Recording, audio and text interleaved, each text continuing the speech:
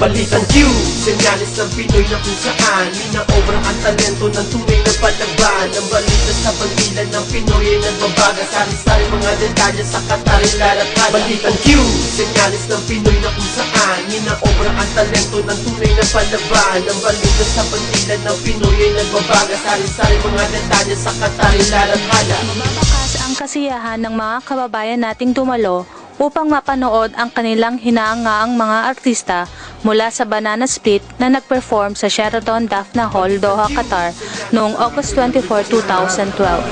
Doon sa mga bumubuo ng show na to, nauna, salamat kami mga OFW, kahit pa paano yung mga pagod na nasa nila dito, once lang sila rito, medyo mababawasan sila. Isa po paraan nito para matulungan natin yung mga OFW na kahit paano may pwede mga problema nila o something na iniisip nila. Kaya po, napakagandang show, Banana Split. Po yung nasa Pilipinas, nandito na sila ngayon sa Qatar. Napakaganda po show. Nakawali na. Ako po si Isa ng Doha Events Company. Tapos salamat po kami sa lahat ng nanood ng Banana Split show live in Qatar. At saka po, gusto po namin i-promote ang Doha Trendsetter, ang Bunny Jeans at Hammerhead po. Available po ang mga clothing sa Montasa po, in front of Montasa Health Center. Ako naman po si Delo Cabantes second, and we are very happy that we are part of this show, a big show. Banana Split. Sana in the future we still have another show just like this. And also marami salamat sa mga sponsors like Popeyes, Doha Trendsetter, sa lahat ng dumalo dito ngayon sa show na ito. Nag-ibig ako. And salamat din po kay Mickey of FCC. Ang concert ay isinagawa sa pangunguna ng Doha Events Factory, Fresh Events at Beats and Bites Production. Philippine Community Center, of course, we'd like to thank our producer, Doha Trendsetter. Without them po, for bringing the Banana Split live here in Qatar, hindi po mangyayari itong sa Pilipinas namin ginanap ngayon sa Sheraton Hotel Doha. And this is the first time also ng Banana Split, and we're hoping na bumalik ulit sila next time. And also, we'd like to thank ang aming mga sponsors like Popeyes, IFC, and aming mga community partners. Balitang Q, thank you very much. Ang Balitang Indulgence, nandiyan din po ang aming mga Dugong Pinoy group sa ating Facebook group. And also yung mga ibang Filipino community group dito sa Qatar. And also, thank you sa lahat ng mga volunteer sa amin and lahat ng mga support sa event na ito. Hindi naman po kami magtutuloy o magawa pa ng mga iba't ibang events without the support of the Filipino expatriates in Qatar. And soon, this coming October, our part 2 for the second year of Oktoberfest celebration na gaganapin po namin sa Aqua Park, Qatar on October 19. And hopefully by December, meron din tayong Christmas and year-end party na gagawin na mag-invite din po kami ng mga artists natin sa Pilipinas. And again po, muli kami nagpapasalamat sa lahat ng support ng mga Pilipino, sa aming mga sponsors, and nakita po sana namin kayo sa mga marami pang events na gagawin namin. Thank you very much. Thank you po sa lahat na nanood sa Filipino community na pinakilit ang Banana Split live in Qatar. First na tour nila sa labas ng Pilipinas. So, salamat po talaga from Doha Events Factory, Fresh Events, Beats and Bites Production. At sobra po kaming masaya dahil nakita namin nag-enjoy kayo sa show na to. Salamat po at sana po mahulit ang patikita natin for events like this para masaya ang mga Pilipino dito sa Doha. Thank you!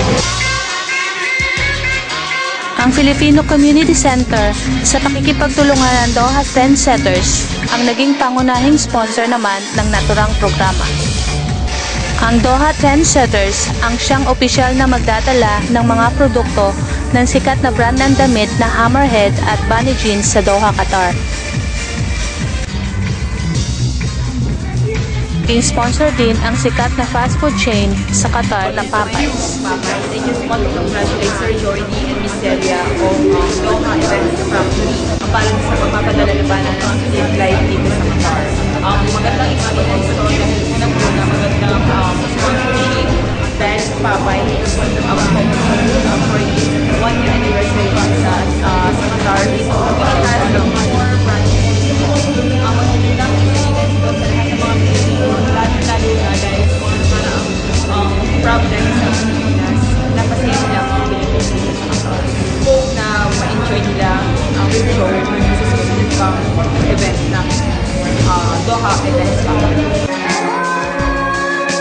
Naging bahagi din ng programa ang Doha sensation na si Miss Haina Udin.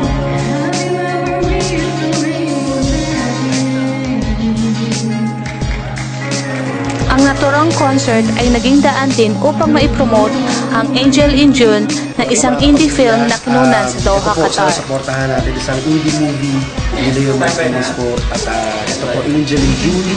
Sana po supportahan ninyo at lahat po ng eksena dito ay alam po, kinunan dito sa Doha. Pamilya, Jason Gaines sa photo. Iniimbitahan ko po kayo na sana po panoorin niyo po Angel in June. Napakaganda po nitong pelikula. Alam niyo naman po tayo mga Pilipino po. Sa larangan po na paggawa po ng pelikula po, abay tayo naman po, hindi na po tayo nagpapahuli. Kaya abangan niyo po ang Angel in June. Mga kapamilya, iniimbitahan ko po kayo na sana ay panoorin niyo po ang pelikulang Angel in June. Dito po ginawa yon sa Doha at may inspire po kayo sa storya kasi tungkol po ito sa buhay ng mga OFW dito sa Doha. Nagpasalamat din ang mga cast ng Banana Split sa mga OFW sa Doha, Qatar sapagkat ang comedy concert na ito ang kanilang kauna-unahang concert na ginanap sa abroad.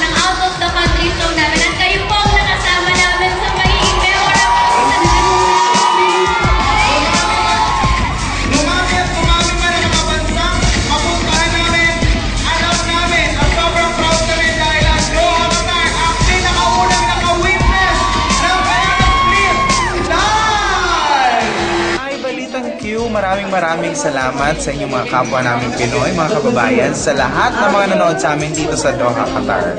Sa susunod po ulit, salamat. Sa ng Banana Split, no? Maraming salamat sa lahat ng mga sumuporta sa show namin at natutuwa kami dahil hindi lang nyo kami tinatangkilik yung show namin dahil tinangkilik nyo rin yung pagpunta namin dito. Maraming salamat at sana lahat ng mga shows natin na pupunta dito supportahan nyo rin para mas mapadalas yung punta namin dito. Maraming salamat sa inyo.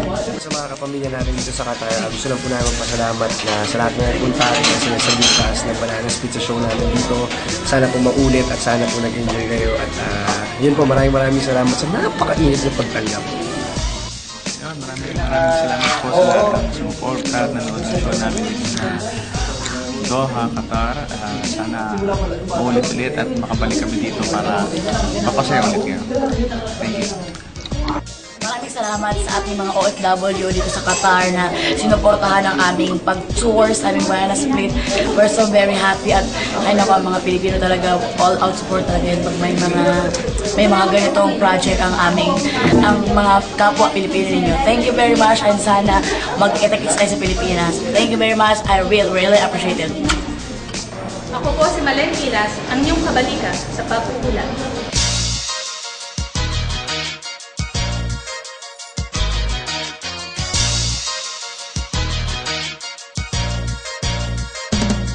Balitang Q, senyalis ng Pinoy na kung saan Ninaobra ang talento ng tunay na palaban Ang balita sa bandilan ng Pinoy ay nagbabaga Sari-sari mga detalye sa Qatar ilalakad Balitang Q, senyalis ng Pinoy na kung saan Ninaobra ang talento ng tunay na palaban Ang balita sa bandilan ng Pinoy ay nagbabaga Sari-sari mga detalye sa Qatar ilalakad